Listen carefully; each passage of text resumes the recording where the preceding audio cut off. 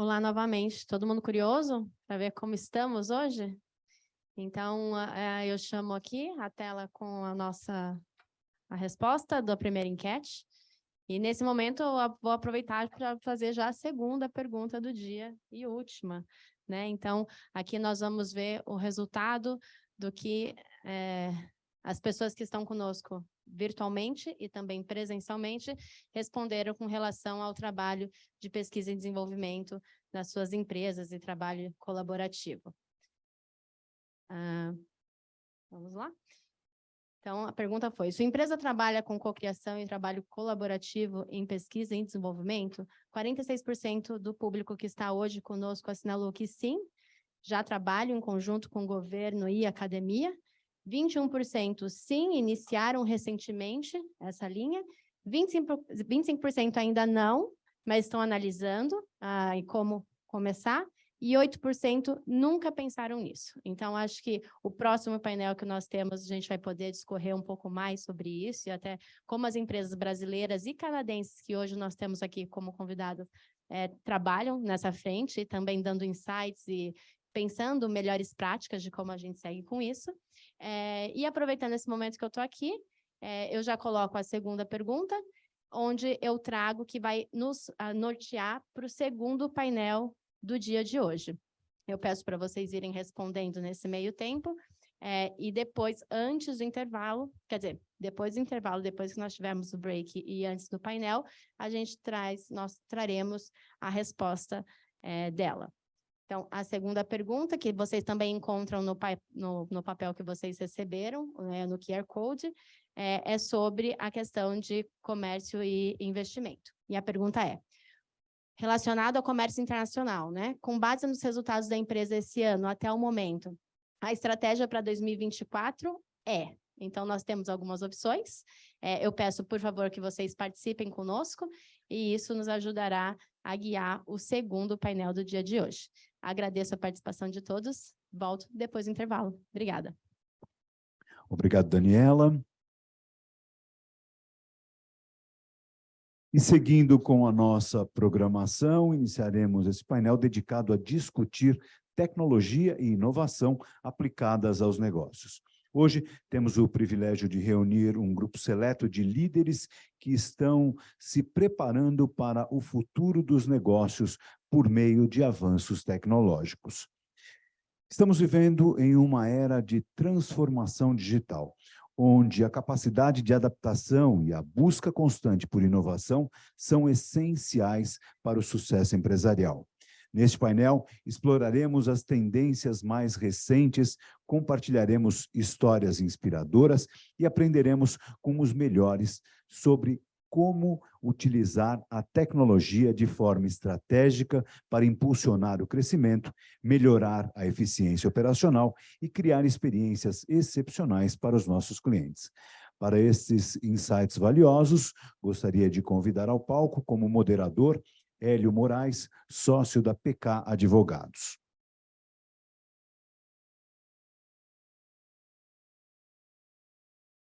O Hélio é coordenador da Comissão de Tecnologia na Câmara de Comércio Brasil-Canadá, sócio responsável pelas áreas de proteção de dados, inteligência artificial e blockchain da PK Advogados.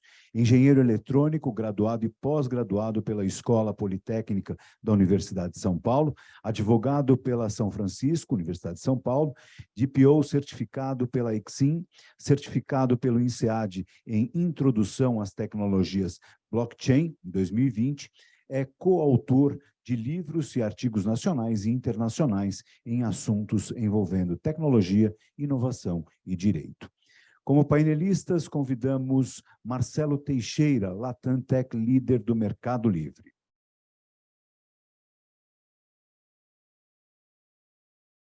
Marcelo tem mais de 16 anos de experiência em gerenciamento de projetos de TI e parcerias comerciais, com orientação para resultados. Atualmente, é líder de tecnologia Latam no Mercado Livre, onde é responsável pela implementação de soluções de segurança eletrônica em toda a América Latina.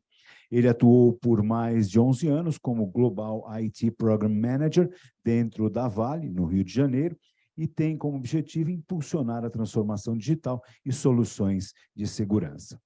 Convidamos também Michel Silva, Business Development Director América Latina da Genetec.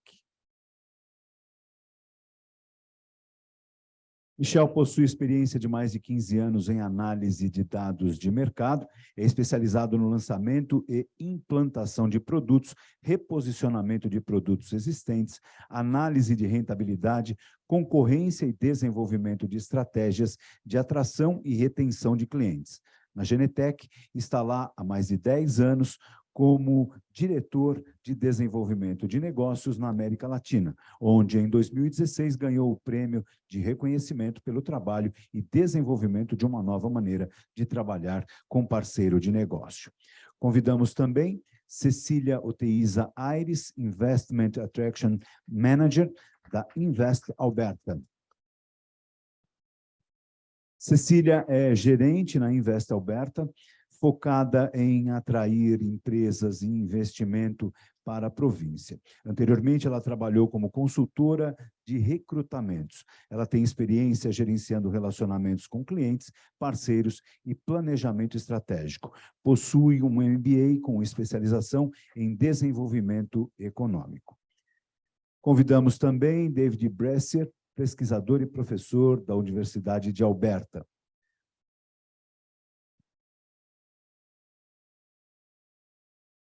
Dr. David Bressler é pesquisador e professor na Faculdade de Ciências Agrícolas da Vida e do Meio Ambiente, onde estuda a conversão de biomassa em materiais e produtos químicos valiosos.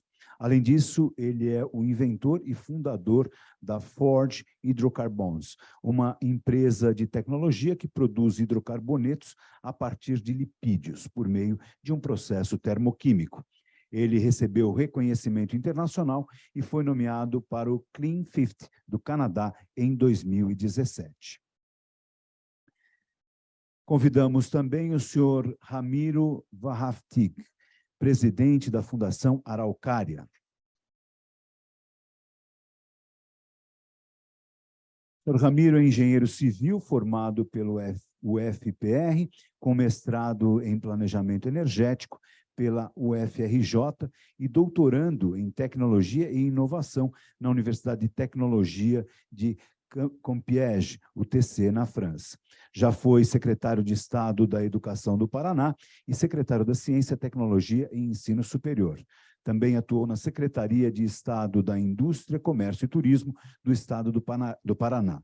Foi professor, vice-reitor de pesquisa e extensão e assessor da reitoria da PUC do Paraná.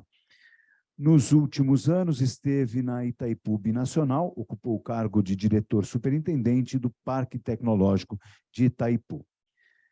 Passamos, então, a palavra ao nosso moderador, Hélio. Obrigado. Boa tarde, pessoal. É um prazer enorme estar aqui com vocês. Queria primeiro agradecer a Câmara, né, na figura do Ronaldo, do Paulo, da Daniela. É um prazer enorme estar aqui.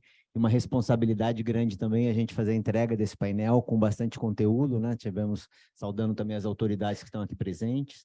Faz parte aí do nosso comitê, parte da comitiva de Alberta, né? Então, um prazer enorme estar com a Cecília e com o professor Dave aqui com a gente, né? Antes de passar a palavra para eles, né, eu gostaria de situar um pouco, né, se a gente pensa, né, a gente tem um painel aqui com pessoas de alta relevância, algumas mais voltadas para a questão mais empresarial, né, outras com um perfil mais relacionado com a parte acadêmica da pesquisa. Então, a gente vai tentar fazer um mix de assuntos, né, para poder fazer uma entrega de valor para vocês com um conteúdo relevante, né? Então, essa é a ideia que a gente vai trazer aqui para vocês. Uma parte mais voltada para tecnologia relacionada a software em si, outra mais relacionada a biocombustíveis, né? E também a parte, né, da Fundação Araucária, com o professor Ramiro, que vai ser um prazer enorme ouvi-lo aqui, né? Para começar o nosso painel, a gente vai ter no final uma possibilidade também de fazerem perguntas no microfone. E temos também a possibilidade, quem está online aí com a gente, de poder enviar as perguntas pelo chat que vão chegar aqui para a gente, tá? Então, a parte final do painel a gente reservou para essas perguntas. A ideia aqui agora, então, a gente poder entregar alguns conteúdos para poder fazer uma conversa, um diálogo, né? Não é uma questão... qual é o papel dessa questão da inovação e tecnologia para o desenvolvimento da sociedade, né?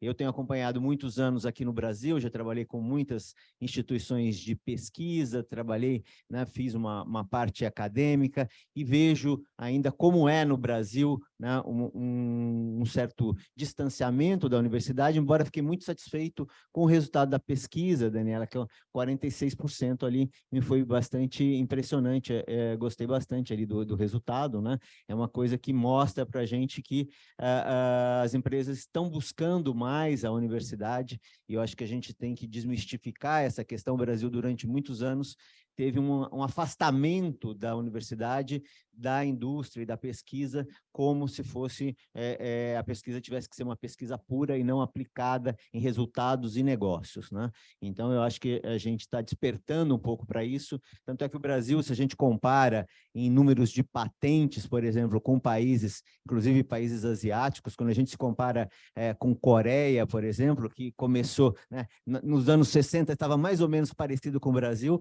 eles destacaram muito e a gente destacou só na parte acadêmica, né? Então, eu acho que aqui é uma oportunidade de troca, né, com o Canadá, da gente ouvir também o pessoal do Canadá, como é a experiência deles, né? O que a gente pode trazer de bom para a gente pensar nos próximos 50 anos, né? Acho que esses 50 anos que a Câmara já atuou aqui para o Brasil foi muito importante, né? A gente tem que estar sempre olhando para frente o que a gente vai trazer aqui para frente, né? Então, essa é a ideia aí do nosso painel aqui hoje.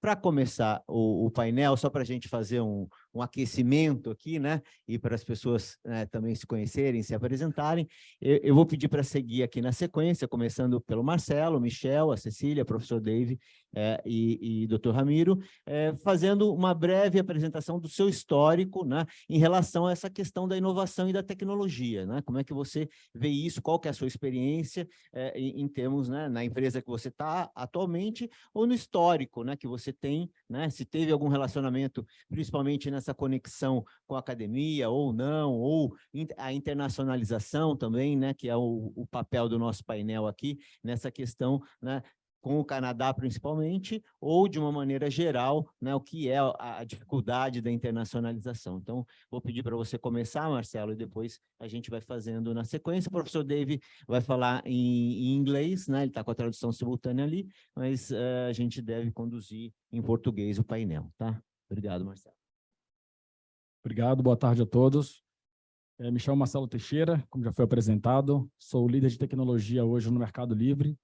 Trabalhei por 15 anos, aproximadamente, na Vale, né, mineradora brasileira, onde tive a oportunidade aí de ter as primeiras interações com companhias canadenses, né? E sempre trabalhei na área de tecnologia, sou engenheiro de computação por formação, tenho especialização em gerenciamento de projetos e sempre cheguei à tecnologia como uma ferramenta de transformação, né? Mas não apenas a tecnologia pela tecnologia, né? Como que a gente consegue compreender dores para resolver problemas, para otimizar recursos da companhia, para automatizar processos.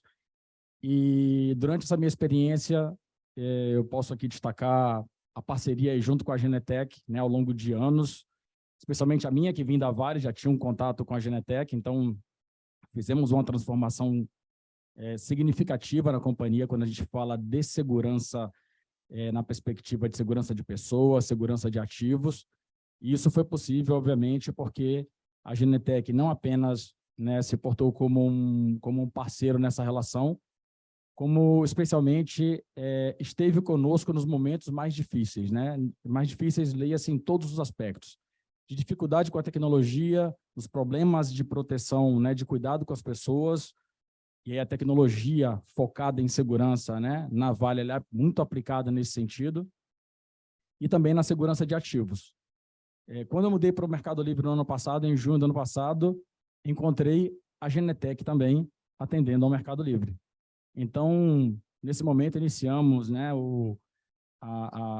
esse mesmo processo que já vinha acontecendo na Vale, aí muito mais focado, né, na proteção de ativos, porque como uma empresa de e-commerce, né, os nossos warehouses são atrativos, né, são muito alvo, né, daqueles que obviamente querem cometer ações ilícitas. Então a tecnologia ela é uma ferramenta de transformação nesse sentido de proteção. Então estamos fazendo esse trabalho nesse momento de entender os problemas, co-criar, pegando o ponto que a Daniela comentou, né? Então, co-criar é muito importante nesse processo de transformação, de inovação. Então, o meu histórico profissional passa, né, justamente por isso, uma formação em tecnologia, não apenas acadêmica, mas profissional, contato bastante intenso aí com a Genetec já ao longo desde 2015, né? 8 anos, vamos colocar aí. Então, é isso. Muito obrigado. Boa tarde a todos. Meu nome é Michel, trabalho na Genetec. O Marcelo mencionou há 10 anos.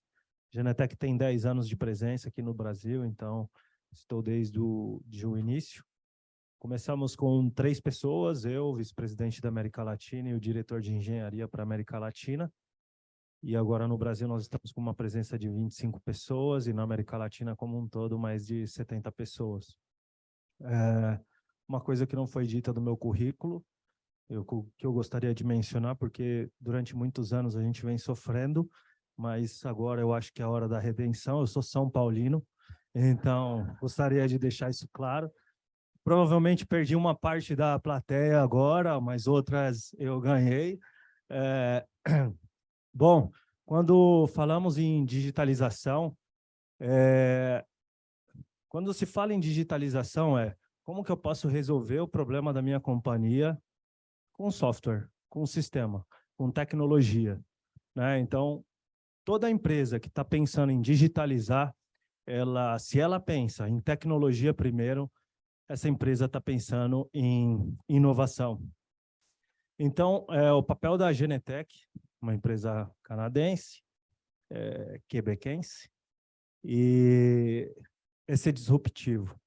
É trazer um sistema em que impacte positivamente as empresas brasileiras, não brasileiras, como o Mercado Livre, que é a Argentina, mas de que maneira? Reduzindo, por exemplo, taxa de incidente. O que seria a taxa de incidente? Então, aqui no início teve a explicação de, num momento de crise, o que nós devemos fazer, né? Então, taxa de incidente pode ser um incêndio, pode ser um apagão, pode ser qualquer coisa que afete todos aqui nessa sala. Então, como um sistema pode reduzir esse tipo de problema? Como ele pode te direcionar de uma maneira melhor? Como ele pode fazer com que você, não só você, mas sua equipe seja mais produtiva? Então, nós podemos pensar também em eficiência energética, quando falamos em tecnologia, eficiência no sentido de melhorar, por exemplo, o clima dessa sala baseada na sua taxa de presença de pessoas. Então, quando se pensa em tecnologia ou indústria 4.0, como todo mundo está dizendo agora, é isso. Como que você unifica todos esses inúmeros dispositivos numa única plataforma e transforma esses dados que estão sendo coletados pelas câmeras aqui em informação para você tomar uma melhor decisão. Então, quando nós pensamos em tecnologia, nós falamos sobre isso. Acho que um grande desafio, e aí ele é especialista, é cibersegurança. Acho que o Brasil hoje ele está nesse momento de educação, porque é isso. Agora são inúmeros dispositivos sendo conectados na rede. Isso é muito bom para a gente poder ter insights do nosso dia a dia, mas, ao mesmo tempo, ele é um desafio, porque ele pode ser um problema. Qualquer dado seu pode ser acessado. Então, como está sendo gerenciado isso? Então, acho que e agradecer, obviamente, pela Câmara, pelo convite, e parabéns aí pelo evento. Boa tarde, todo mundo. Primeiro que nada, obrigada pelo convite. Estou feliz de estar aqui. Eu não sou brasileira. Nasci no Canadá. Falo excelente português. Obrigada. Mas nasci no Canadá e me criei no Chile. E aí, Na Universidade da Alberta, eu conheci um brasileiro de Goiás. E aí fechou. Então, para mim, o Brasil está no meu coração. Meus filhos são brasileiros e estou feliz de estar aqui. E feliz que meu trabalho do dia a dia, de promover a província da Alberta, me trouxe aqui hoje. Estou também feliz de ver muitos dos amigos que eu já fiz no caminho, porque já não são clientes, são amigos. E acho que é o jeito da Alberta, né? A gente parece que leva a sua causa no coração. E estou muito contente de estar aqui e falar do que a inovação significa para a Alberta. Para a Alberta, inovação significa como vamos resolver o problema de hoje e de amanhã. E acho que isso fala muito de como a gente colabora no ecossistema. E estou feliz de estar com o David, da Universidade da Alberta, que é um grande parceiro nosso. E a gente tem muitos outros parceiros aqui também, como a Applied Pharmaceutical Innovation, que está na área de medicina. E estou também com o pessoal da Câmara, que são os parceiros muito importantes para a gente, que também está ajudando a gente a inovar como organização. E, pessoalmente, minha carreira foi um pouquinho um zigue-zague. E também prova que a inovação que a gente traz no DNA da pessoa, a gente traz em tudo que a gente faz. E também fala muito do que a gente faz na Alberta. Então, o nosso trabalho na Investa Alberta é promover a província como um destino de investimento. E a gente faz isso não só participando de eventos, mas inovando com nossos parceiros. Quero dizer, tem uma empresa que quer conhecer de uma coisa que a gente não sabe nada. Então, a gente vai, procura e vê o que tem. E traz todo mundo para falar com vocês. E a gente resolve os problemas assim. Por isso que eu falo que a gente é inovadora do jeito que a gente atua e colabora com os parceiros, com as empresas, mas também o nosso ecossistema é muito inovador. Tem empresas inovadoras que foram criadas na Alberta, tem a universidade que representa uma coisa muito... As universidades da província representam uma importante parte do nosso trabalho, na comercialização de tecnologia, interagindo com a indústria, e a gente também conecta com o governo. Então, a gente tem o que a gente falaria em inglês, the Holy Trinity, que tem a indústria, governo e academia. E acho que a província é um lugar espetacular para fazer isso. Eu estou feliz de ver os nossos amigos da Fundação Araucária aí, que a gente recebeu na Alberta. Eles vieram de primeira vez, eles olharam tudo isso acontecer na frente deles, e estou muito feliz de trazer essa história para vocês. Muito obrigada.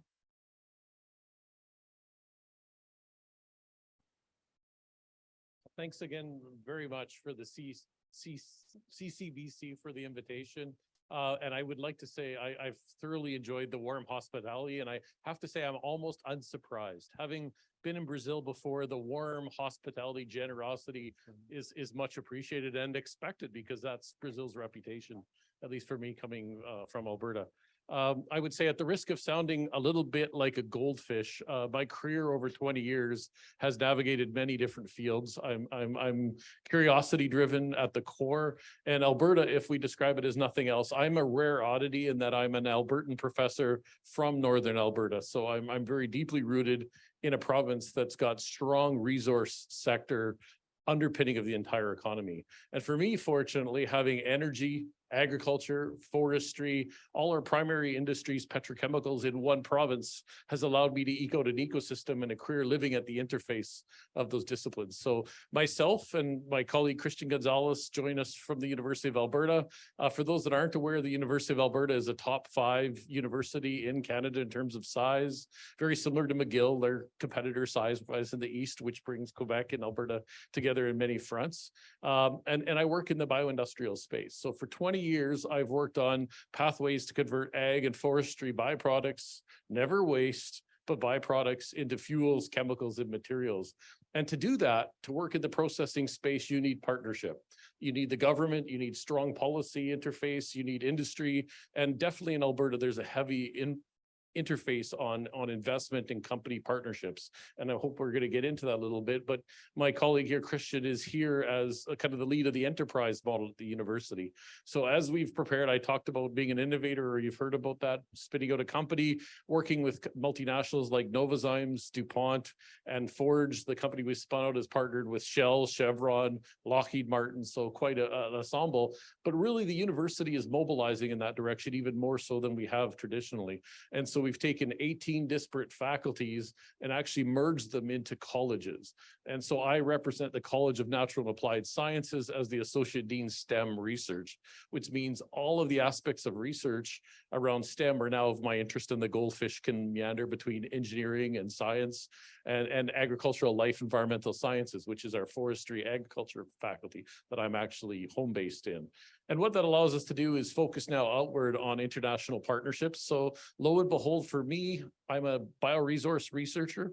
I work on energy. And, you know, Brazil knows a lot about first and second generation and moving to advanced fuels. So really I'm in heaven here visiting and on these discussions. The last piece you wouldn't know about me from my CV is for about 30 years, I've played and run a competitive soccer club in Edmonton. And so I will say in my closing introduction is, you know, I have to thank Paulo for his warm hospitality, but now I think I'm warped. I'm probably, you know, a Corinthians fan after last night. And it's just what's happened. So with that, I'll pass it. Bom, meus cumprimentos a todos, é uma satisfação enorme estar aqui. Eu gostaria de agradecer o convite da Câmara de Comércio e Indústria, da Câmara de Comércio Brasil-Canadá, para estar aqui com vocês. A Câmara tem sido um ótimo parceiro nosso aí no último ano, né, Paulo? Que é praticamente no último ano que nós estamos trabalhando mais com vocês. Mas um pouquinho da minha trajetória ligada aí à questão da gestão da ciência e tecnologia. Eu hoje me considero um gestor de ciência e tecnologia, até pela trajetória que eu tive, essa trajetória pregressa, né? Me formei como engenheiro, fui fazer o primeiro mestrado nos anos 70 ainda, aliás, a pós-graduação no Brasil, chamada pós-graduação em estricto sensu, naquela época ela era bem recente, né?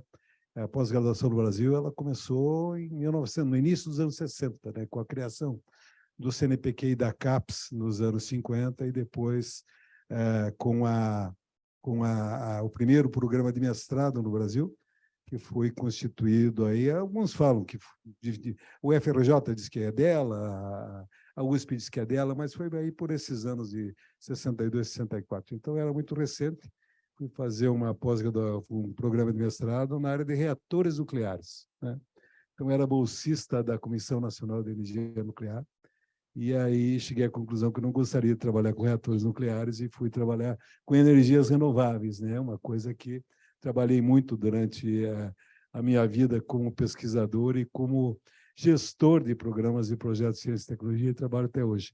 Mas eu gostaria de contar uma proposta que foi muito no início da minha carreira, que tivemos muito sucesso, como gestor de ciência e tecnologia, que se deu mais ou menos aí pelos idos, começou em meados dos anos 80, que aquela época, hoje o Paraná, só para vocês saberem, hoje nós temos no nosso sistema de ciência, tecnologia e ensino superior, quer dizer, nosso sistema de ciência e tecnologia, porque nós temos um sistema com 7 universidades estaduais, mais 4 universidades federais, mais o Instituto Federal, mais o Instituto de Tecnologia do Paraná, mais o IDR, enfim, nós temos uma pesquisa agrícola muito sólida, né? O Brasil hoje, quer dizer, é o país, em termos de pesquisa em pesquisa agrotropical, é o país que mais produz no mundo, né? Nós consolidamos uma pesquisa agrícola muito sólida e a partir da criação da Embrapa, que foi em 73, a Embrapa fez 50 anos esse ano, né? Quer dizer, a Embrapa mudou o agro brasileiro. O agro tem essa potência que tem hoje em função da pesquisa agrícola, né? Da pesquisa do agro, né? No Paraná, nós temos 2 centros da Embrapa, um em Embrapa Soja em Londrina, outro em Embrapa Florestas, né? Muito ligado à sua área, inclusive, em Colombo, que é a região metropolitana de Curitiba. Mas aquele projeto, então, com esse sistema no Paraná hoje, nós temos em torno de 21 mil doutores. 21 mil doutores, né? Eu conto isso porque vou contar um pouquinho do passado. E mais importante, a Fundação Araucária, nós desenvolvemos uma plataforma, que é uma plataforma para acompanhar a vida acadêmica e de pesquisa desses doutores. Então, nós sabemos todos esses 21 mil. Aliás, nós temos 400 mil pesquisadores na plataforma Lattes no estado do Paraná, e nós sabemos todos quem são, onde é que eles estão e o que eles estão fazendo. Então, em função disso, nós conseguimos constituir o que nós chamamos de novos arranjos de pesquisa e inovação em diversas áreas do conhecimento. Instituímos isso em 2019, e hoje nós temos em torno aí de quase 60 novos arranjos de pesquisa e inovação, alguns deles com mais de 300 doutores. Na área da genômica, por exemplo, seja a genômica da saúde ou a genômica do agro, nós temos um novo arranjo de pesquisa e inovação com quase 300 doutores. A pesquisa é muito cara, fazer pesquisa sai caro, né? O tempo da pesquisa não é o mesmo tempo da indústria, por exemplo, do mercado. O tempo da pesquisa é outro tempo. Por isso, essa dificuldade, às vezes, da aproximação entre a indústria e a academia, né? Uma sabe que seu tempo é mais lento, a outra espera resultados mais rápidos, né? Então, essa compreensão, quer dizer, do tempo da pesquisa é uma compreensão necessária para que as coisas realmente aconteçam. Então, como eu sei transitar nas duas áreas, eu realmente consigo fazer um pouco esse meio de campo entre a indústria e a academia, e por ter participado de instituições de governo, a gente sabe também como é que os governos trabalham. Mas o mais importante, então, nós começamos em 85, um projeto muito importante no Paraná. Tinha um grupo de industriais que, final dos anos 80, final dos anos 70, início dos anos 80, começou o desenvolvimento dos microcomputadores no mundo. Antes nós falávamos muito em mainframes, né? Então começou o desenvolvimento dos microcomputadores. Então ele disse, olha, o Paraná tem que ser forte na montagem de microcomputadores, não vamos falar em desenvolvimento. Aquela época, né? E nós começamos um programa que eu fui o primeiro diretor executivo de um centro chamado Centro de Integração de Tecnologia do Paraná, que unia o empresariado, a academia e o governo, né? Um órgão chamado Centro de Integração, porque ele tinha componentes dessas três vertentes, né? E os empresários queriam realmente transformar o Paraná num centro importante nessa área de tecnologia de informação e comunicação. De como é que nós vamos transformar? Então, o Rio, o polo carioca já era um polo forte no contexto brasileiro, o polo paulista sempre foi por causa, principalmente, das grandes instituições de ciência e tecnologia, como é o caso da USP, como é o caso da FRJ, como é o caso da Unicamp em São Paulo, a UERJ no Rio, enfim, e as empresas que aqui estavam lá também. Como é que nós posicionamos o Paraná nisso? Então, nós criamos um projeto de formação de recursos humanos em tecnologia de informação e comunicação. Eu digo que é um projeto, e fomos importar 3 doutores da França, porque nós só tínhamos um doutor no Paraná. Isso faz 40 anos, fomos importar 3 doutores da França e mais 2 doutores lá do Rio Grande do Sul, na área de microeletrônica. E começamos o projeto. Eu digo que esse projeto tem um sucesso enorme. Por quê? Em 2010, das 3 empresas brasileiras que tinham, de tecnologia de informação e comunicação, que tinham ações em bolsa, 2 foram criadas nesse projeto. Então, o Hélio Rotenberg, que era as 3 empresas, era Positivo Tecnologia, era a Bematec e era a TOTUS, em 2010, que tinham ações em bolsa.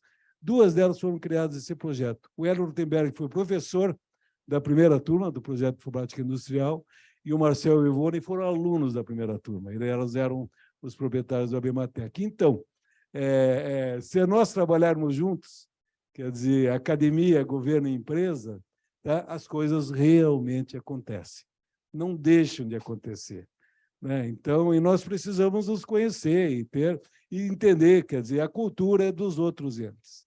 Então, o fundamental realmente é que a academia, governo e empresas trabalhem juntos. Hoje eu digo com muita tranquilidade, não conheço nenhum projeto que não é um projeto de sucesso ou detenha já no seu nascedor a participação da academia, do governo e das empresas. E fechou. Eu vou... professor, doutor Ramiro, aproveitando que o senhor toca a palavra, eu vou lhe fazer uma pergunta também, depois volto para os nossos amigos aqui de Alberta, depois volto aqui para vocês. Eu, assim, na minha formação, né, eu sou engenheiro originalmente também, né, e eu tive muitos amigos que, inclusive, foram para o exterior porque eles não sentiram um ambiente propício aqui no Brasil para trabalhar na pesquisa e no desenvolvimento, né? E, ao longo de muitos anos, eu trabalhei para institutos de ciência e tecnologia, sempre muito voltado na questão do incentivo fiscal para eles poderem trabalhar com esse tipo de instituto, né? E forma-se os doutores e depois tem que ter trabalho para eles também, né? O senhor, como é que pelo que eu entendi, assim, eu gostaria que o senhor falasse como a gente vem evoluindo, né? Essa aproximação vem melhorando ao longo dos últimos anos? O senhor sente que a universidade está mais receptiva e consegue fazer projetos mais comerciais? Qual que é a sua visão em relação a isso, né? Não, a universidade ela está muito mais receptiva hoje do que há 20, 25 anos atrás, né? Então, há uma receptividade grande da universidade para trabalhos em parceria com as empresas da Universidade Brasileira. Algumas universidades de outros países já tinham, vamos dizer, uma cultura maior ao longo dos últimos anos. Agora, essa questão nós temos aí, eu acho que a nossa plataforma, que é a Araucária, que nós desenvolvemos, ela identificou 9.000 pesquisadores brasileiros, doutores, que estão no exterior, né? Então, há uma proposta até do atual governo federal de repatriar esses doutores. Nós, pessoalmente, achamos que não é o caminho, né? O caminho não é repatriar esses doutores, até porque eles estão muito bem nos seus laboratórios no exterior. O caminho é saber como é que nós podemos trabalhar juntos com parcerias, eles, né? E daí eu ia chegar no ponto, como é que nós podemos... do conhecimento de vocês, da conexão com vocês com a Alberta, né? Que eu sei que vocês estão tendo algumas visitas, né? As duas, não só com a província de Alberta, mas nós temos uma parceria muito antiga com a província de Quebec. Perfeito. Né? Que vem de mais de 30 anos já, essa parceria com a província de Quebec. Eu tive em Quebec, tive na McGill na década de 80. Né? Então, fui bolsista lá do IDRC canadense e depois do IDRC canadense com o CNPq. Então, na área de energias renováveis, era o Brace Research Institute, lá, um instituto da McGill, onde eu fiquei fazendo pesquisa alguns meses lá. Mas, enfim, na realidade, não é a questão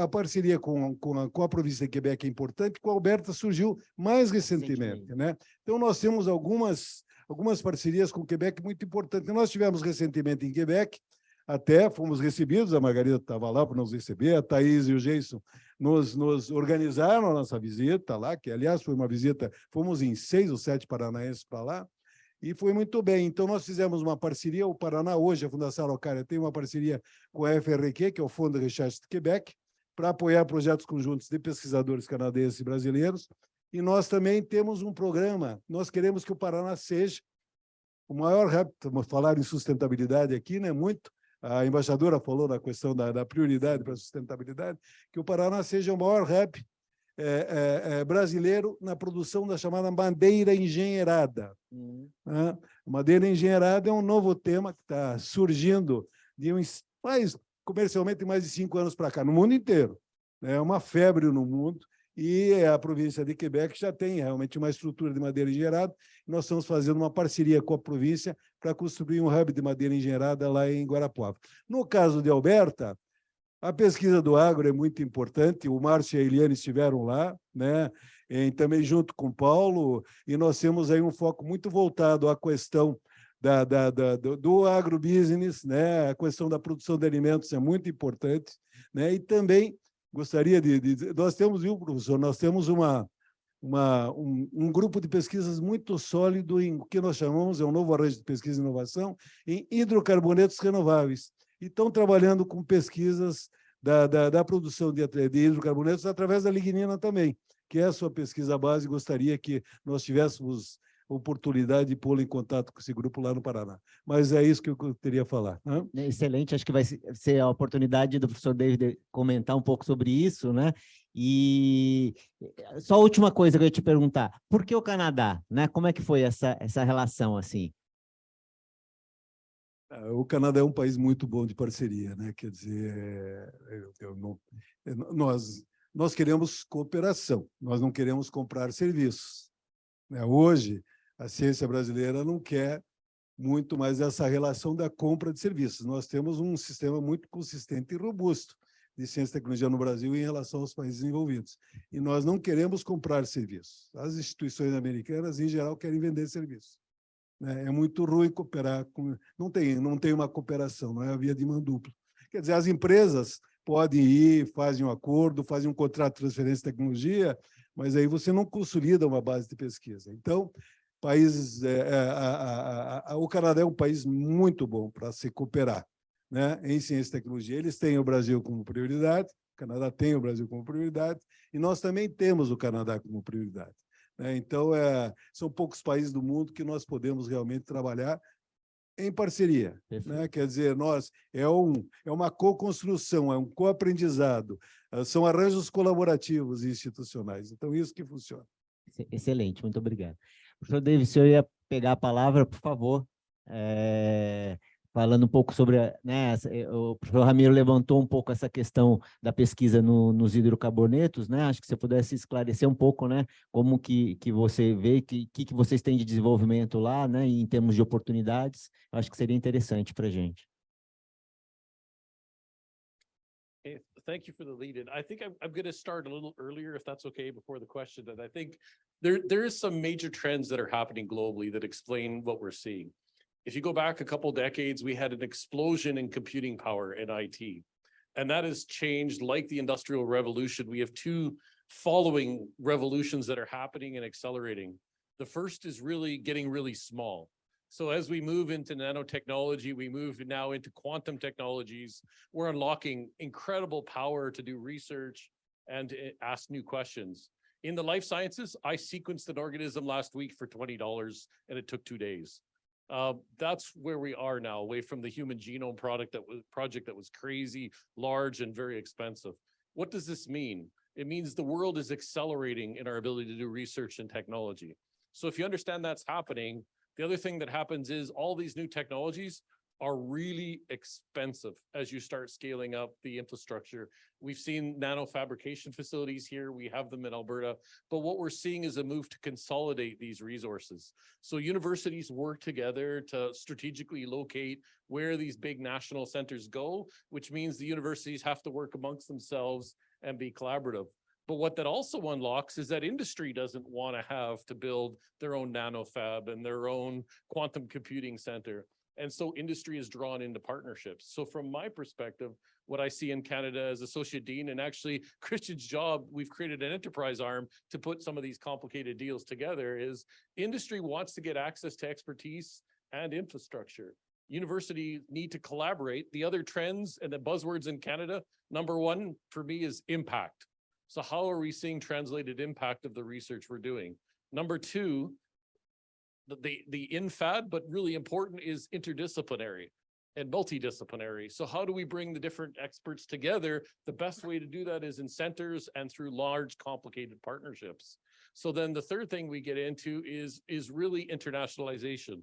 And actually in Canada, you could get a little bit of discovery money to do fundamental science, and you could be an individual professor in a small lab doing that.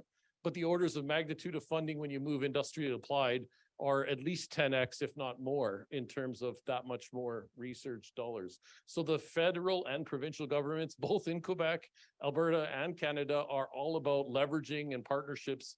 And to me, it's not about money and bureaucracy. It's about directional research that's driven to impact, that's going to make life better for the public. So when we look at Alberta, where we're going is we've got 30 years of hydrocarbon research, 100 years of agriculture research like Brazil, forestry. We're very fortunate with our resource base, but the world is changing to be very low carbon.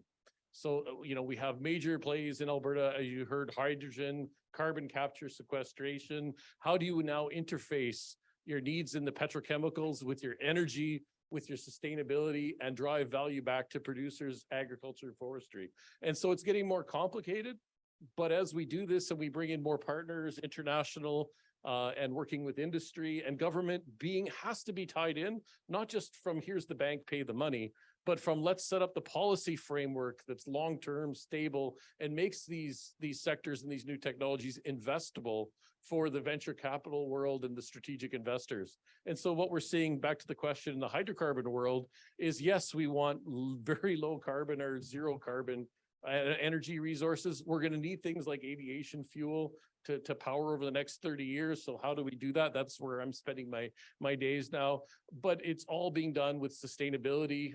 All the regular, environmental goods and benefits have to be there. But now we have a social construct. How do we engage communities, small rural communities, and diversify our base? So it's all coming together. But I think the secret, and I said it earlier, is about working as teams, working as integrative teams, trying to get win-win partnerships. It's not about we win, you lose, and you've heard something like that, that we've seen. I think that's why Brazil, Quebec, and Alberta and Quebec, we're siblings. We compete sometimes, but all our big collaborations on the national stage involve Alberta and McGill. It's like anything else in every other country, is you work with your siblings. But I think there's huge power bringing Alberta, Quebec, and the various states in Brazil around the table. So I hope I answered the question in a very roundabout way. Muito obrigado, professor David. Cecília, não sei se você... ele colocou de uma maneira mais geral, né? Mas talvez você possa trazer um pouco mais de detalhes sobre as ações mais específicas, né? Os fomentos, as estratégias, né? Para quem busca essa internacionalização. A gente está, né? O Brasil agora está, né, com o COP30 para vir aqui para o Brasil, né? Nós estamos com essa discussão da sustentabilidade, ela ganha cada vez mais relevância, né? A gente, se por um lado, né, algumas pessoas ficam querendo, né, planejando ir à Lua, né? A gente tem desertificação em vários locais, nós temos problemas de desmatamento, né? Então, a gente é chamado à economia circular para resolver esses problemas, né? Alguns deles que foram endereçados pelo professor David, né? E dentro disso, é importante tecnologia e inovação, né? E como, né, para empresário brasileiro, para quem está buscando, né, olhando para os próximos 50 anos, onde a gente precisa ter essa visão diferente de mundo, né?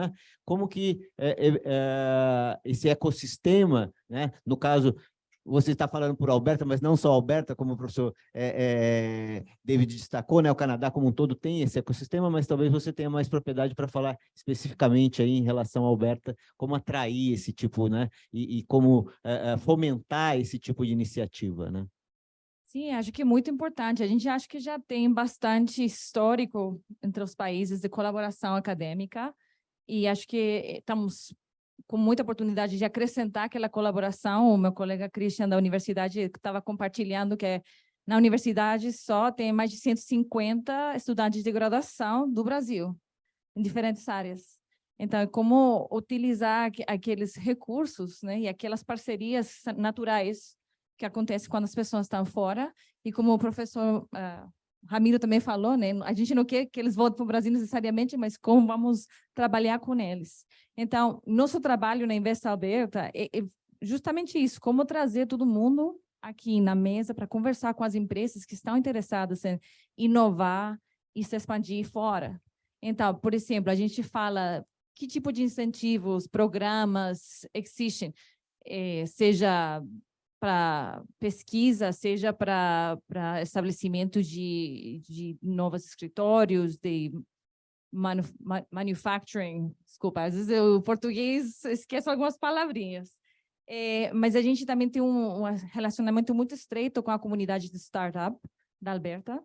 Então, para ter aquele conhecimento de que apoios que tem, a gente tem um conhecimento da Startup Visa, que é uma oportunidade de empresas abrirem lá e passar para aquele processo. Uma aceleradora, se pudesse contar um pouco sobre esse ecossistema, porque, sim, assim, eu acompanhei muito no Brasil nos últimos anos, há 15, 20 anos atrás, era assim, o investidor colocava dinheiro na startup e queria receber no CDI, né? Ele queria a taxa de retorno no CDI, quando startup não é assim que funciona o ecossistema, né?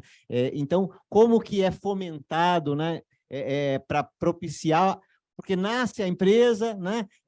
3 ou 4 pessoas têm uma boa ideia, mas transformar aquilo num negócio é um baita desafio, né? Como que vocês ajudam isso? Então, a gente, na Invest Alberta, conecta com as organizações que existem lá. Por exemplo, tem a Alberta Innovates, que é uma parceira da Fundação Araucária. De fato, a presidente conhece o Dr. Ramiro, a Laura Kilcrease. Ela te conhece. estudaram juntos, então a gente já tem uma afinidade aí, e eles trabalham com aceleradores para startups nas diversas áreas, mas sempre focada na inovação e na sustentabilidade. Também tem outra organização que chama Emissions Reduction Alberta, e o foco deles é financiar projetos para redução do greenhouse gas emissions. Então, fosse uma parceria de grande indústria com pesquisa para a redução, né? Então, todos os programas de ajuda voltando ao ponto do David, é relacionado ao impacto. Qual é o impacto que aquele projeto, que aquela empresa vai ter na província? Porque a gente tem um foco muito grande na diversificação da nossa economia, que acho que todo mundo está. E a gente sempre foi conhecido muito com a área de energia e de petróleo, mas Alberta é muito mais que isso. Tem muita opção na área de tecnologia, de inteligência artificial, machine learning. A gente tem a Universidade de Alberta é terceira no mundo em pesquisa de inteligência artificial e ninguém sabe disso. E tem muitos pesquisadores brasileiros trabalhando nisso. Hã? Vocês sabem, porque você já veio, né? Tem gente que está ligada, tá vendo? Então, acho que, voltando ao ponto também deles, o tema é a colaboração, é conhecer, saber o que tem lá, e a gente, como empresa, a Invest Alberta ajuda você a tirar o risco do desconhecido. A gente conversa, a gente leva você como se fosse nossa família, nosso amigo, e te levar às reuniões. Tem vários aqui que podem falar disso, né? Mas acho que é muito importante, porque sem confiança é difícil inovar em conjunto. Perfeito, perfeito. Obrigado, Cecília. E você trouxe um ponto aqui que daí eu queria, né? Eu levei a conversa para lá, trazendo ela de volta agora aqui para o Michel e para o Marcelo, que é esse ano foi o grande ano da inteligência artificial, né? Então, todo mundo, esse pânico vai mudar o mundo, agora nós vamos transformar o mundo, né? O que é esse monstro da inteligência artificial para essa questão da inovação e da tecnologia, né? Como é que vocês estão vendo essa transformação, né? Para quem é o leigo, né? Vocês que vivem esse dia a dia, né? O que vocês podem colocar, né? Vocês estão vendo com otimismo, com pessimismo, o Skynet vem, né, para dominar o mundo, isso é um grande mito, né? Queria provocar um pouquinho vocês nessa questão, né, da inovação, né, os grandes centros lá no Canadá, e como que a gente, né, empresas aqui do Brasil, né, ou argentinas, né, do mundo já, né, nem diria que o Mercado Livre é uma empresa só argentina hoje em dia, porque vocês estão em quantos países? Nem 5 países. 5 países, mas já com uma presença aqui no Brasil é uma presença gigante, né? Então, como que vocês estão vendo essa questão da revolução da inteligência artificial? Legal, essa é uma excelente pergunta, né? Inteligência artificial é um tema que, enfim, 2023 realmente veio com tudo. Acho que 2024 a inteligência artificial deve começar a emplacar, né, em diversos negócios diferentes, não que nós já esteja emplacando em muitas empresas. Como eu comentei, eu vim da Vale, e na Vale, por exemplo, a companhia já estava, quando eu saí, implementando os veículos, aqueles caminhões fora de estrada, né, que são carregadores de minério 100% autônomos. Ou seja, não tem mais ninguém operando aquela máquina, né? Isso, obviamente, traz uma operação para um modelo 24/7, onde ela é 100% autônoma. Você reduz o risco, né, do indivíduo, do ser humano operando essa máquina, porque se tem a exaustão do ser humano também naquele trabalho, né, no sol, no frio, na chuva.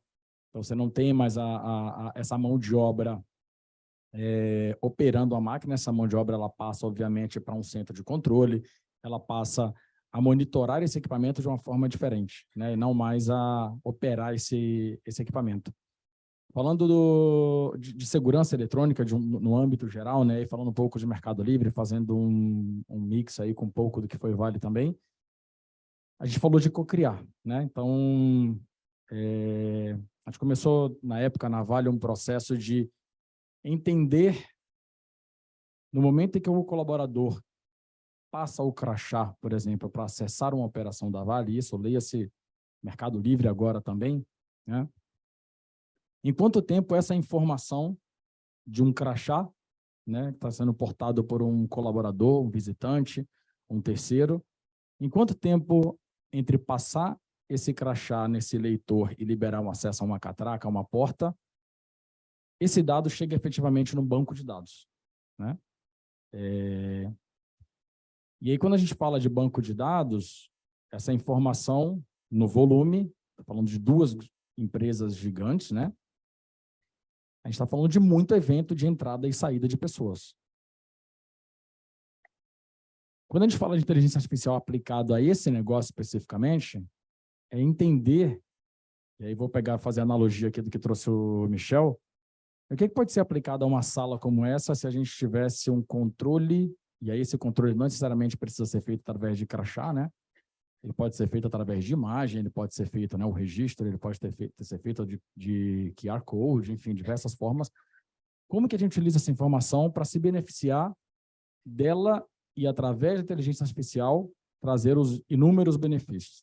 Automatizações, como comentou bem o Michel, né, a temperatura está adequada para a quantidade de pessoas. E se a gente começa a entrar no detalhe do que é o indivíduo, né, ou seja, mais mulheres, mais homens. Mais mulheres normalmente, né, as mulheres no geral sentem mais frio, os homens normalmente sentem mais calor. Aquele velho dilema de todos os escritórios. Exatamente. Então, como encontrar esse equilíbrio, né? Então, um grande banco de dados, eu estou trazendo uma linguagem extremamente simples para a gente tentar compreender, né?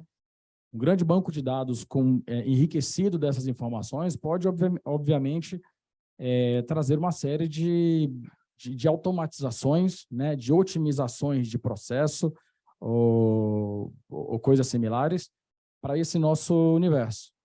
Quando a gente fala de imagens de câmeras, aí é um ecossistema de dados que eu diria que tende ao infinito, né? Quantas câmeras a gente tem na cidade de São Paulo?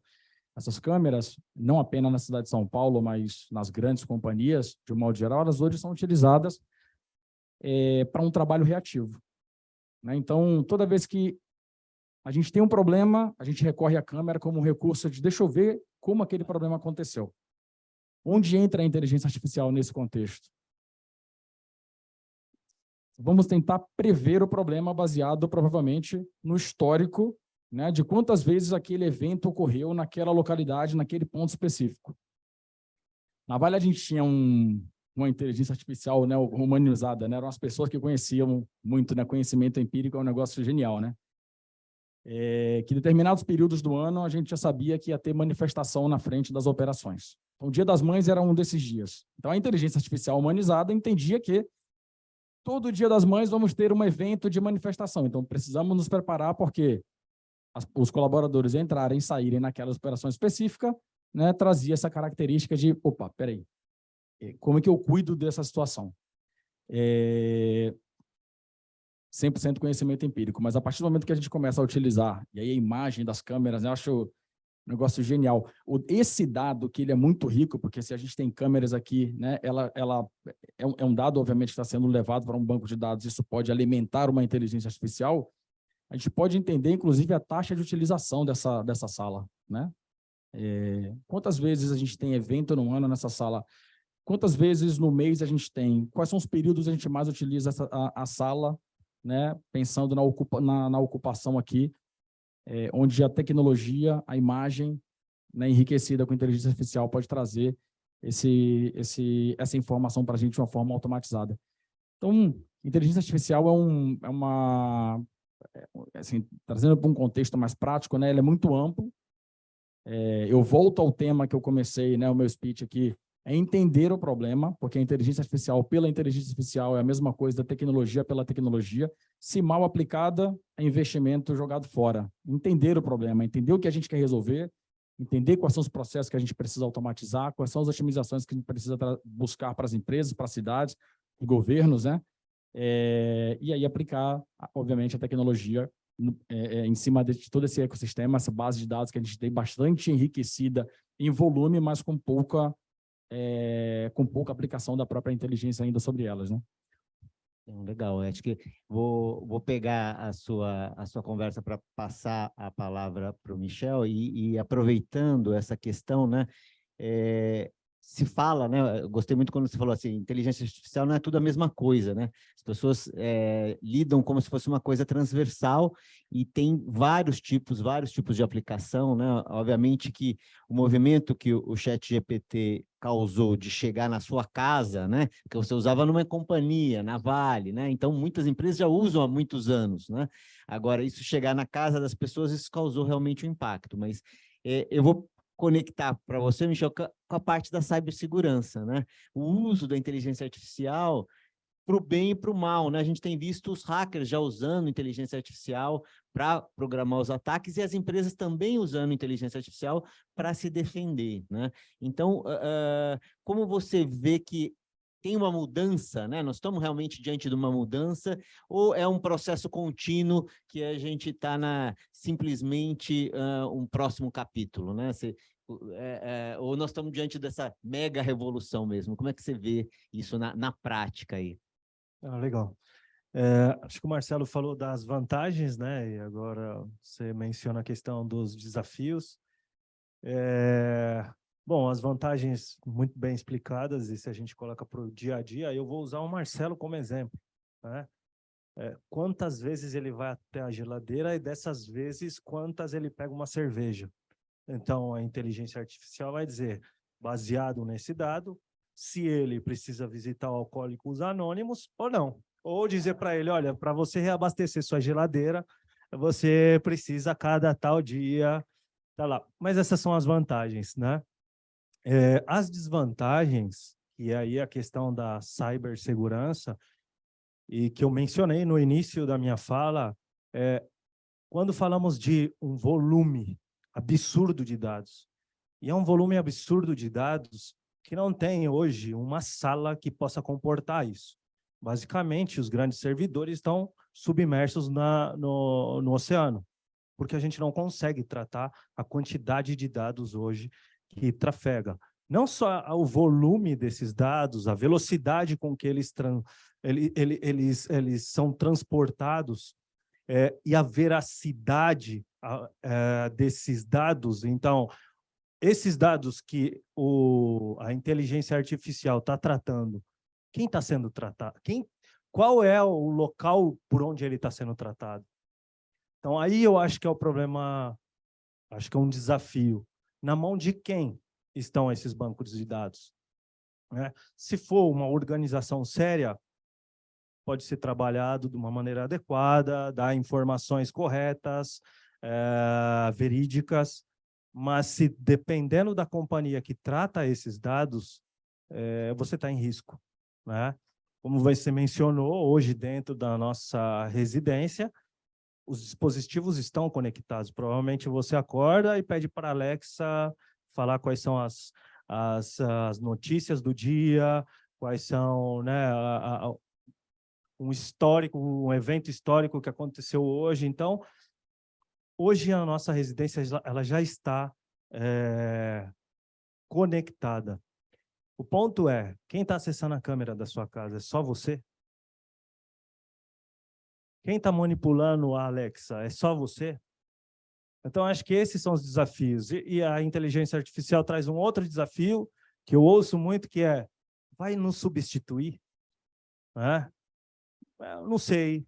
É uma pergunta difícil de responder, mas acho que é também difícil de uma inteligência artificial criar algo como Caravaggio criava, ou como qualquer outro filósofo criou. Então, é um mundo novo, é um momento de transição, é um desafio que nós temos que enfrentar e vamos enfrentar. Hoje a gente não vive sem tecnologia, mas é importante começar a tratar isso. Acho que o Brasil está amadurecendo sobre esse aspecto. No nosso mundo, eu vejo que ainda estamos muito atrasados no mundo que eu trabalho, porque as empresas falam de cibersegurança, mas na hora de agir de acordo com sua missão e etc., eu vejo que ainda falta um caminho de educação bem alto. É um desafio. Eu vi até né, achei interessante o Ronaldo mencionando aqui essa questão, né, da gente evacuar no caso de incêndio, né? E isso é um paralelo que está na minha cabeça já há algum tempo, que é assim, não que não seja importante a gente, por exemplo, treinar a evacuação em caso de incêndio, né? Mas hoje em dia a gente está muito mais sujeito aos ataques cibernéticos do que um incêndio propriamente dito, né? E a gente não é treinado para responder, né? As empresas não sabem, ou as pessoas têm quase que uma preguiça de seguir os procedimentos, né? Então é um desafio mesmo, né? Mas vou agora voltando um pouco, né, para a parte mais de sustentabilidade, né, levando um pouco a palavra para o professor David de novo em relação aos combustíveis renováveis, né? Então, acho que é um assunto que a gente, enfim, né, o Brasil tem um grande programa, né, que é o programa do álcool, né, que é um programa desde a década de 70, né, que acho que o senhor deve conhecer, e a gente tem essa, né, dicotomia aí em relação ao carro elétrico ou petróleo ainda, né? Para onde o senhor vê que é o futuro, né? Aonde a gente vai investir dentro dessa questão da sustentabilidade? A pesquisa vai direcionar o mundo para que direção em relação a essa questão dos biocombustíveis e combustíveis renováveis? Thanks for the question. I think for me personally, the answer is yes and. So where we are heading is the world's population is growing. It's pretty clear, you know, we're going to reduce our carbon footprint as much as we can. We want to approach zero. We're going to use carbon capture. We're going to use all these approaches. But as you said, Brazil is excellent at ethanol. It's excellent at moving into cellulosic, which is the second generation. But what we're seeing down the road is we're seeing a movement to drop in hydrocarbons, you know, completely compatible fuels, both from sugar and from oils and fats. And then the big holy grail is chasing large volume feedstocks. So looking at algal oils, those are still out there. And the funny thing is with R&D, from my experience, is for process technology development, it could take 20 or 30 years from a crazy idea in a lab till you see full commercial rollout. And we've seen tens to hundreds of millions of dollars invested into renewables, and Brazil even well beyond that, historically speaking. But based on synthetic biology, based on the genetic engineering, and I sit in a lot of venture capital and advisement, there is a groundswell of companies coming that are on the feedstock development side, the oleaginous systems, if we call it that, the ones that ferment sugar and make lipids. There's a lot of change coming. But when we look at the market applications, you know, electrification is coming to cars. We know that's coming. How far that rolls out, how fast, that's a subject of debate, but it's coming. But when you start looking at marine, long-haul transport, rail, and aviation, some of those are not going to be short-term solutions with electrical, unless somebody comes up with a fusion quantum singularity that fits in a box. We're going to need high density energy for some of these applications. And in the case of aviation, this is just my hotspot. If you imagine you bought we flew down in a Boeing 787 Dreamliner, those engines take like 35, 45 years of amortization to get the value out of them. They're not going to be swapped out next week to put in another option. And so we need long-term, for some applications, a long-term energy resource. But I go back to the root cause is we need, and yes, the world's growing, we're needing more energy, not less. And how do we reduce the carbon footprint in a sustainable way? And as much as, you know, we talk about AI being separate from, it's all integrated. That was the earlier point, is using smart intelligence to design the systems, design the microbes, design the engineering of the machines. It's all going to be necessary going forward. Because even Bill Gates, he mentioned that AI is beyond only the GPT. You use in research, you use in you know, in pharmacy, in all the developments, and you are seeing that in the university, how you are seeing AI on research. Well, I think definitely I sit in a national review process for something called New Frontiers. And what we see there is, you know, there's AI, I don't want to say it's not right language, but like first generation AI, first generation machine learning. Now we're seeing it's like advancing and accelerating and sometimes a little scary for, you know, as we're watching where it's going. But what we're seeing is, how are you interfacing interdisciplinary? So AI is interfacing with engineering. It's now interfacing with continual process improvement. It's actually being brought into the social sciences to look at, populations and how to predict responses.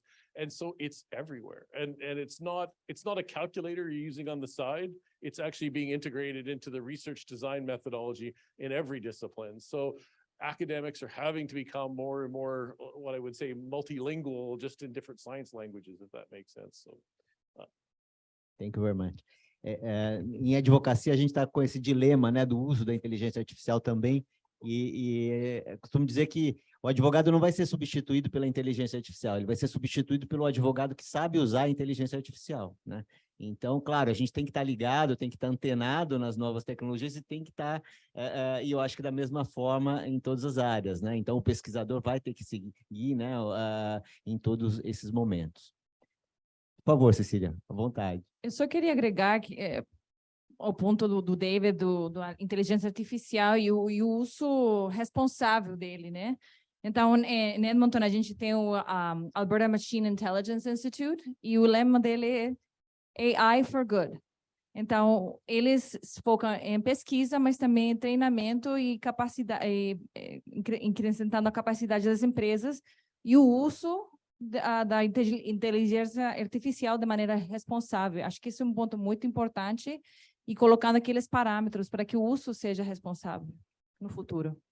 Perfeito, vou pegar a sua pergunta e vou fazer uma provocação para o Dr. Ramiro, não sei se eles já pensaram nisso lá, né, na pesquisa e desenvolvimento na Fundação Araucária, mas uma das discussões que a gente vem tendo, né, as empresas que trabalham com AI, as grandes empresas como Microsoft, eles têm lá todo um comitê de governança para que ela seja utilizada para o bem, né? Mas isso vai até o momento que isso está no controle da empresa.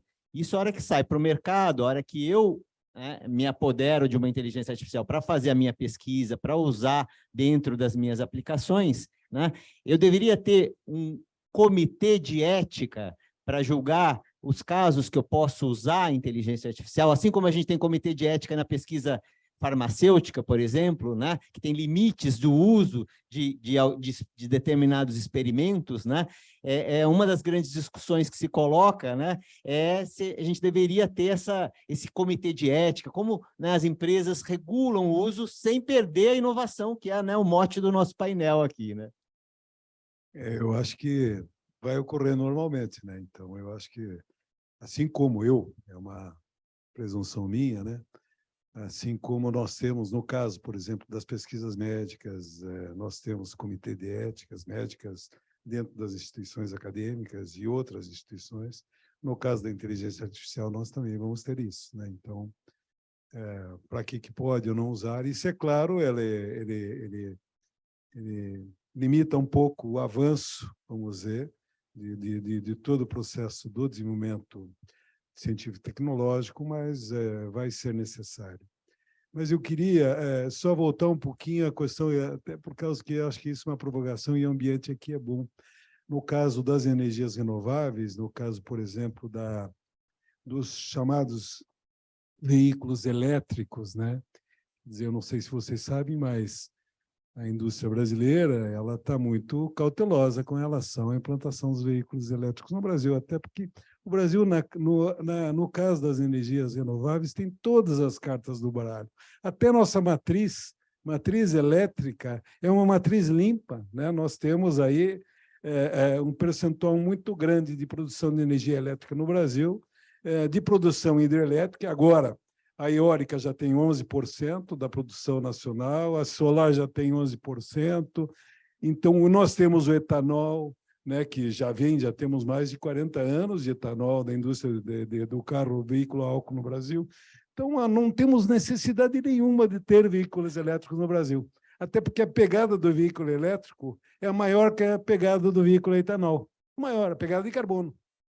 Nós não temos necessidade nenhuma. Então, nós só vamos entrar nessa se nós formos forçados a entrar, ou, entre aspas, colonizados a entrar, né? Porque não há necessidade nenhuma, né, de nós... É claro que o mercado de veículos elétricos vai existir, né? Vai existir porque as pessoas querem ter acesso, né, a um veículo, principalmente no mercado de luxo de veículos elétricos, mas o mercado de veículos elétricos no Brasil realmente não tem grande futuro, né? Não tem grande futuro. A indústria automobilística já sabe disso, então eles estão muito cautelosos em relação a isso, não entram aqui, não entram ali. O veículo híbrido, sim, o veículo híbrido tem uma vantagem, né? Porque a vantagem, inclusive, porque é chamada regenerativa. Mas voltando um pouquinho à questão da inteligência artificial, nossa preocupação maior com a inteligência artificial, inclusive o nome da nossa plataforma é Hierarcária, é porque é inteligência artificial, uma plataforma de pessoas, né? De pessoas.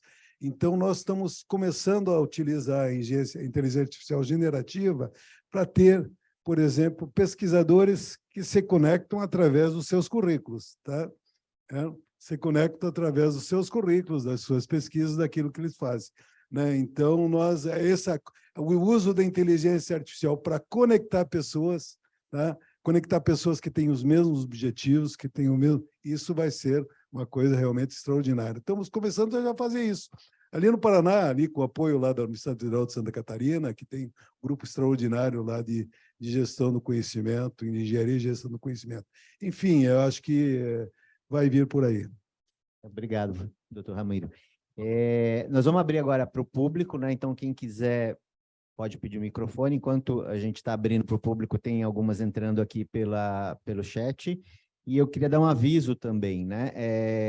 Eu sou coordenador da Comissão de Tecnologia na CCBC, né? Que é a Câmara aqui do Brasil-Canadá. Então, para o público, inclusive, a gente está, enfim, né, organizando uma pauta de reuniões, né? Nós temos com um projeto de lei de inteligência artificial no Brasil, no Congresso, e a gente quer criar uma carta aberta contribuindo para a melhoria desse projeto de lei. Então, a gente está convocando quem quiser participar desse processo, a gente está aberto, né? Tem no site da Câmara, tem lá os dados para conectar a Comissão de Tecnologia, e a gente também vai lançar um projeto que é o Elevator Pitch, que a gente vai lançar na próxima semana, né? Então, também para vocês ficarem atentos, tanto o público aqui quanto que está acompanhando a gente online, que são alguns avisos aí dos próximos passos que a gente vai estar trabalhando essas questões de inovação, de inteligência artificial, tá? Entrou uma pergunta do chat do Rutherford, tá? Talvez seja mais para você, Cecília, vamos ver aqui, me parece. Gostaria de saber se existe algum programa canadense de investimento em startups brasileiras ou se tem algum site em que uma startup brasileira possa se candidatar a um pitch ou algo semelhante. Essa pergunta é muito boa. Tem diferentes programas, sim. Uma das organizações que vem na mente é Alberta Innovates, porque eles têm vários aceleradores que apoiam startups, tanto no Canadá como internacional, e tem diferentes focos. Tem alguns que são com foco em agricultura, tecnologia, tem outros que são com foco em AI. E eu tenho um bem interessante na área de comunidade e segurança. E teve um grupo lá que eu conheci de 20 pessoas da América do Norte, de vários países, desde México, Estados Unidos e Canadá. Então, tem várias oportunidades assim. Eu já falei também do Startup Visa, que é um programa que ajuda você a chegar no Canadá com a sua empresa. É um programa migratório e apoia você no caminho, né? A gente não... Investa Aberta não trabalha nisso, mas trabalha com as organizações que são parceiros. Tem uma organização em Calgary que chama a Platform Calgary, que eles têm um programa, e tem outra organização que chama Alberta IoT, que é focada, e as duas são focadas na tecnologia. Opa, temos uma pergunta ali, por acho favor. que o David tem uma Tem uma ponderação, à vontade, David. Yeah, I just quickly wanted to comment, if there's translating myself doesn't work. I was going to say, if it's a company here that wants student mobility or training mobility, we have something called MyTax Global Links in Canada. I actually have 2 Brazilians in my lab right now, one that's come back as grad student and one that's come back as a postdoc. So we have that kind of program. And on the accelerator side, like from small proto companies, we have things called IM YEG is one program that's based around the University of Alberta for proto companies. And then Creative Destruction Labs is a very large kind of mentorship program in Alberta, based in Calgary, that works with companies, and I have a role with them as well. But then we have the big accelerators like Thrive, Plug and Play in the province that are looking for companies to facilitate. 500 as well. And 500, and the 51, which is Oh, a yes. venture fund looking for female-driven entrepreneurs. So Ah, Peraí, I have to do what this in English, a shameless plug, que a gente ajuda muito as empresas. E uma maneira que a gente ajuda é com a parceria com a CCBC. É uma parceria muito importante. E a gente, em pouco tempo, abriu o Brazil Hub, que é um soft landing spot para empresas brasileiras lá. Então, é o melhor jeito de chegar lá. E tem o apoio da Patrícia, levanta o braço, por favor. Ela mora em Edmonton, ela é empresária, ela sabe do processo, sabe como funcionam as coisas. E ela, junto com a gente, junto com a CCBC, junto com a Edmonton Global, com a universidade, com todos os parceiros, a gente, tipo, dá aquele abraço de bem-vinda no Canadá, na Alberta. Obrigado, Cecília. É, Tem uma pergunta lá, depois tem uma aqui. boa tarde, começar. meu nome é Vinícius, eu faço parte da Mitseed, uma consultoria de mudanças climáticas que está presente em Alberta. Inclusive, agradeço aqui, aproveito para agradecer a Patrícia e a Cecília, porque elas têm sido parte integrante aí desse nosso movimento para Alberta e para o Canadá. Mas quanto à minha pergunta, e aproveitando um pouquinho a fala do Ramiro, cada vez mais a gente vai precisar de soluções personalizadas para as empresas e para os países para o alcance dos ODS. Então, o Brasil vai ter uma solução específica para a mobilidade, o Canadá vai ter outra, o Quênia vai ter outra. Como vocês veem a interface dessa personalização para o alcance dos ODS em específico, com as empresas e províncias? E eu queria fazer uma letra B nessa pergunta, aberto para todos, acho que inclusive para o nosso moderador, que é como o blockchain pode afetar a governança das empresas, pensando aí na questão do ESG. É isso. Obrigado. Tá bom, não sei se... Talvez possa começar invertido, né? Começar pela pergunta que você fez, né? Na parte do blockchain, né? Enfim, né?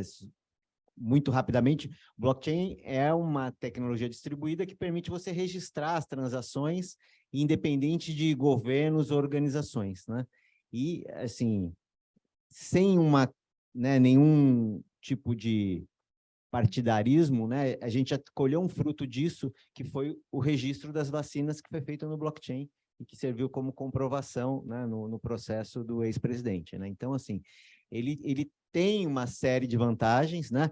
Tem desafios, né? Então, aqui quando a gente fala de sustentabilidade, isso envolve também o consumo de energia, a depender da estrutura que você tem, né? Porque, no fundo, o blockchain são como se fossem vários micro data centers, nem tão micros, né? Que alguns são bem significativos, onde você vai fazendo esse registro distribuído e tem a questão do consumo de energia também, né? Mas ele traz essa grande vantagem de você tornar aquele registro perpétuo e imutável, né? Acho que é nisso que ele vai. Então, para rastreabilidade de florestas, né? Para rastreabilidades de proteína animal, né? Se a proteína animal é produzida onde, em área desmatada, área não desmatada, tem vários tipos de registros que podem acompanhar os produtos e permitem que internacionalmente você consiga fazer essa conferência, né? Então, eu acho que ele tem bastante questão nesse sentido, né? O futuro é bastante próspero nesse sentido, né? Acho que a gente não pode olhar só para o blockchain com o viés da criptomoeda, até porque mesmo esse viés está ganhando uma perspectiva diferente, né? Nós estamos aí com o piloto do real digital, e assim, não só o Brasil, vários países estão fazendo, mas o Drex está aí em pleno desenvolvimento, né? Então, acho que essa parte é uma das tecnologias que teve um boom, né? Agora parou de se falar um pouco, mas eu acho que ela ainda tem muito a entregar para a nossa sociedade, né? Em relação aos aspectos das ODS, né? Não sei se o professor David tem alguma questão, né, que possa falar, ou o professor Ramiro tem algum ponto específico de como a gente vai customizar, né? O que eu entendi da sua pergunta é como que a gente vai customizar para cada sociedade uma forma da gente entregar as ODSs, porque elas não são as mesmas elas são as mesmas, mas o impacto dela em cada país é diferente, né? Na realidade, as ODS são as mesmas. O que muito vai ser diferente são os arranjos tecnológicos e sociais, né? Então, socioculturais de uma forma geral. Então, acho que é isso que é a tua afirmação, que eu concordo plenamente. Quer dizer, então, mesmo dentro do Estado do Paraná, nós dividimos o Estado em 9 ecossistemas de inovação e eles têm características regionais diferentes, né? Então, é um Estado que tem 200 mil quilômetros quadrados, não é um Estado muito grande, padrão brasileiro, mas nós temos características socioculturais, econômicas, de desenvolvimento regionais diferentes, então nós temos que apropriar cada região com arranjos específicos, né? Então, isso globalmente vai ocorrer, né? Até nesse caso, a indústria brasileira está muito, no caso do combustível, do álcool, quer dizer, até porque você pode evoluir muito nos motores a combustão a álcool também, né? Então, e isso você pode ter um grupo de países onde isso seja interessante, né? Onde isso seja interessante, até porque nossos postos de recarga de combustível já estão aí, né? Então a estrutura de recarga já está toda posta no país, né? Nós não precisamos criar uma infraestrutura elétrica que nós não temos. Não temos outras necessidades de infraestrutura que não é uma de carregar veículos elétricos, né? São outras totalmente diferentes, né? Então, eu acho que esse é o arranjo brasileiro, né? O arranjo talvez da Argentina seja diferente, do Paraguai seja diferente, então eles vão ter que descobrir os seus caminhos, né? Então, é isso que eu acho que vai passar por aí, são arranjos sociotécnicos, né? O Márcio gosta muito de utilizar a palavra arranjos sociotécnicos de uma forma geral.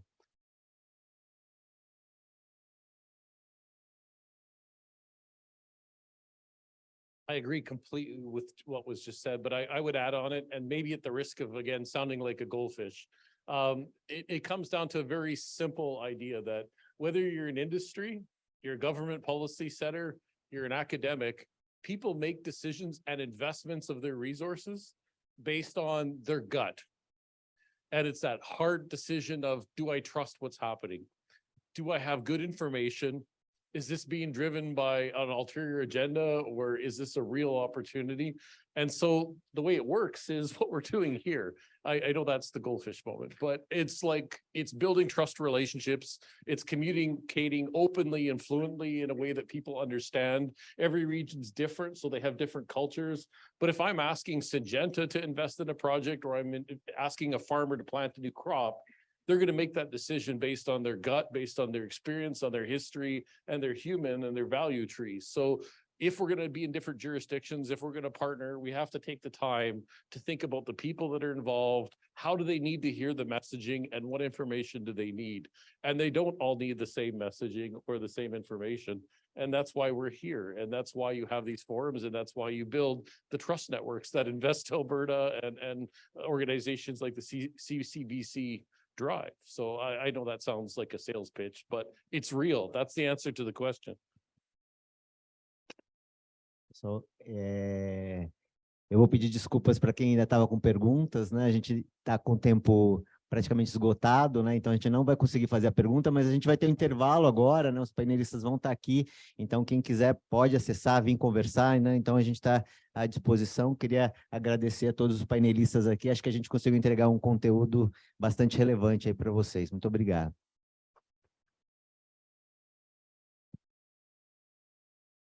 Os nossos agradecimentos a todos os integrantes deste painel, na pessoa do nosso moderador, muito obrigado. Como sabemos, o ano de 2023, vocês não querem se posicionar para uma foto enquanto eu leio aqui a mensagem final?